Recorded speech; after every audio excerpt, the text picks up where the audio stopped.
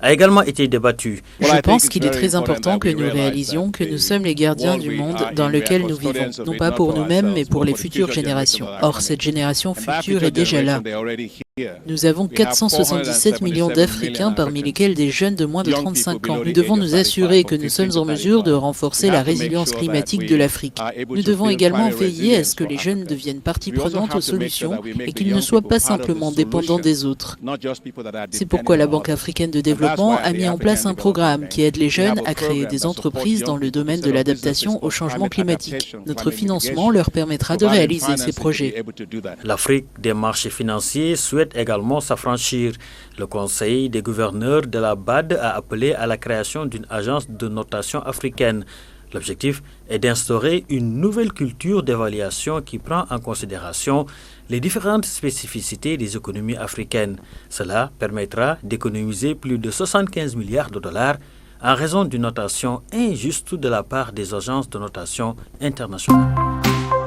Le nouveau gouvernement de la République démocratique du Congo a été investi par l'Assemblée nationale dans la nuit du 11 au 12 juin 2024 au Palais du Peuple à Kinshasa. Premier du second mandat du président Félix Tshisekedi, le nouvel exécutif congolais, dévoilé le 29 mai 2024, est composé de 55 membres, dont la première ministre Judith Suminwa Tuluka, un issu de l'opposition et 2 de la société civile. Les femmes représentent 31% du cabinet. Devant le Parlement, la première ministre Judith Suminwa a présenté le programme d'action de son gouvernement.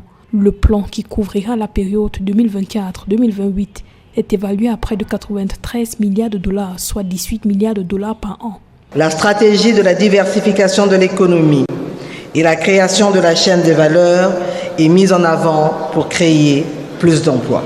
Un projet de création d'une base exhaustive de données des compétences est en préparation. Cela permettra d'avoir le profil des compétences géolocalisées pour dégager les gaps au regard de la demande sur le marché en vue de proposer des politiques adéquates et adaptées. Le travail en cours pour la police nationale congolaise permettra de renforcer les capacités de réaction de la police. Le programme du gouvernement préconise l'accroissement des crédits budgétaires alloués à l'effort de la guerre et de la sécurité. Le nouveau gouvernement congolais devrait concrétiser les 6 engagements du second mandat de Félix Tshisekedi au pouvoir depuis janvier 2019 et réélu en décembre 2023 avec plus de 73% des voix. Il s'agit du rétablissement de la sécurité, de la création d'emplois, de la diversification économique, de la protection du pouvoir d'achat des ménages, d'assurer un meilleur accès aux services de base et du renforcement de l'efficacité des services publics. La plus grande tâche qui nous attend est celle de bâtir une nouvelle économie, plus diversifiée, plus créatrice d'emplois. Qu'il s'agisse des infrastructures routières, portuaires, ferroviaires ou aéroportuaires, des écoles ou des hôpitaux, j'ai avancé quelques cas qui font partie d'un ensemble d'actions qui couvront bien entendu, toute la République et donc toutes les provinces et tous les territoires du pays. Le plan d'action quinquennal du nouvel exécutif a été approuvé par l'Assemblée nationale à la majorité absolue. L'opposition, elle, critique la taille du gouvernement et le budget consacré à la mise en œuvre du programme. Christian Mwando, porte-parole de l'opposition à l'Assemblée nationale, a fustigé le fait que le gouvernement a placé l'emploi comme premier pilier de son action, alors que l'insécurité persiste à l'est du pays. La crise des réfugiés ne cesse de s'aggraver. Le rapport Tendance mondiale pour 2023 du HCR alerte sur les défis auxquels sont confrontées les personnes déplacées dans le monde entier. Alors que de nouvelles données alarmantes émergent, le Haut-Commissaire des Nations Unies pour les réfugiés lance un appel à l'action. Nous en sommes aujourd'hui à 120 millions. L'année dernière, nous avons annoncé 114 millions de déplacés, donc 6 millions de plus en un an. Certains sont rentrés chez eux, mais très peu en réalité. Principalement des personnes déplacées internes. Mais au Soudan ou à Gaza, ce chiffre n'a cessé d'augmenter. Le haut-commissaire souligne que les crises en Afrique, en particulier au Soudan, sont largement négligées, alors même que des millions de personnes sont déplacées dans ces régions, une réalité négligée par la communauté internationale. Il ne faut jamais oublier que les 9 millions de Soudanais déplacés, réfugiés et tant d'autres qui n'ont pas quitté leur foyer, mais sont touchés par l'insécurité, sont ceux avec lesquels nous travaillons. Des millions parmi eux souffrent autant que les civils en Ukraine ou les civils à Gaza et ailleurs. Pendant ce temps, aux États-Unis, de nouvelles restrictions sur l'asile suscitent des inquiétudes. Le HCR met en garde contre leur possible violation du droit international humanitaire. Des traces d'opioïdes potentiellement mortelles connues sous le nom de nitazen ont été découvertes pour la première fois chez des consommateurs de drogue en Afrique, selon un rapport alarmant publié par l'Initiative mondiale contre le crime organisé transnational. Ces substances, déjà associées à des décès de surdose en Occident et en Asie, sont détectées pour la première fois sur le continent africain. Les nitazen sont jusqu'à 100 fois plus puissants que l'héroïne et jusqu'à 10 fois plus puissants que le fentanyl, ce qui les rend extrêmement dangereux. Le rapport axé sur la Sierra Leone et la Guinée-Bissau révèle que 83% des échantillons testés en Sierra Leone et 85% en Guinée-Bissau contenaient des nitazen. Cette découverte souligne les défis croissants liés à la toxicomanie en Afrique de l'Ouest et en Afrique centrale, où le cannabis reste la substance illicite la plus consommée.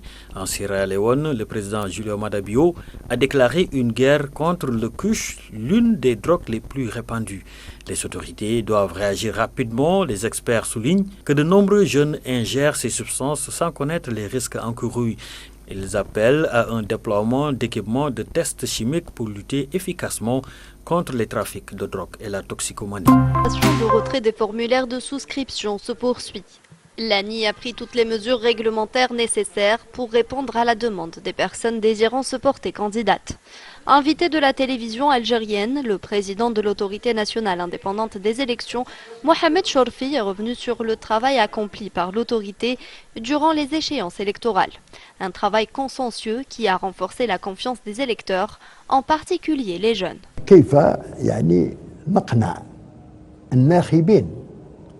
بصفة عامة والناخبين الشباب بصفة خاصة. Convaincre les électeurs, en particulier les jeunes, de la crédibilité du processus électoral est notre rôle. La confiance repose sur la crédibilité que l'autorité nationale indépendante des élections, une crédibilité acquise dans l'organisation des différents scrutins. Cela a nécessité la conjugaison des efforts pour la réussite des précédentes élections organisées par l'ANI. La rapidité de réponse et le professionnalisme démontrent notre engagement à assurer la crédibilité et la transparence des élections. Chorfi a également affirmé que toute atteinte à la crédibilité des élections équivaut à une menace pour la démocratie, un principe fondamental inscrit dans la constitution algérienne et considéré comme un précieux acquis pour le pays. مع أن مصداقية المسارات الانتخابية الديمقراطية المساس بها يعتبر في كل الدول المتطورة. Porter atteinte à la crédibilité des élections, c'est comme porter atteinte à la sécurité nationale d'un État. L'Algérie n'enregistre aucun retard en la matière, tant que la constitution algérienne protège la sécurité démocratique. Le principe de sécurité démocratique figure dans la constitution algérienne, ce qui prouve une fois de plus qu'il n'y a pas de sécurité sans démocratie, ni de démocratie sans sécurité. C'est un acquis important pour l'Algérie que nous devons préserver. Il est à noter que le délai pour l'opération de retrait des formulaires de souscription de signature individuelle pour les postulants à la présidentielle anticipée est fixé à 40 jours à partir de la publication du décret de convocation du corps électoral le 8 juin 2024. L'université de Cambridge en Angleterre a prêté pour une période de 3 ans à un musée ougandais 39 objets culturels comprenant des costumes tribaux et des poteries. Les objets rapatriés ne représentent qu'une fraction des plus de 1500 objets ethnographiques ougandais que l'institution possède depuis plus d'un siècle. Plusieurs de ces objets ont été amenés en Angleterre par un missionnaire anglican actif en Ouganda entre le 19e et le début du 20e siècle. Ces œuvres seront exposées temporairement au musée ougandais de Kampala l'année prochaine. Et selon les autorités, cet accord avec Cambridge est renouvelable. Il permettrait de prolonger le prêt et ouvrir la voie à une restitution totale. Pour le conservateur principal du musée ougandais, cet accord de Cambridge est une avancée qui pourrait servir d'exemple à d'autres musées possédant des objets ethnographiques en provenance d'Ouganda. Pourtant, la restitution reste un combat pour les gouvernements africains et l'Union africaine a inscrit le retour des biens culturels pillés à son ordre du jour. L'organisation continentale veut mettre en place une politique commune en la matière. Le président de la FIFA, Gianni Infantino, a visité mercredi le stade Bingu de Lilongwe au Malawi. Il devait initialement rencontrer le vice-président Soloso Chilima, décédé dans un accident d'avion lundi. Malgré cette tragédie, le président de l'instance du football a maintenu sa visite dans le pays, un signe fort de soutien et de solidarité, selon le président de la fédération. La visite du président de la FIFA est historique. Nous aurions préféré qu'elle se fasse dans un contexte de joie. Malheureusement, nous traversons une période de deuil. Cependant, nous lui exprimons notre gratitude pour sa solidarité en ces temps difficiles. Cela démontre que le football uni est véritablement un phénomène mondial.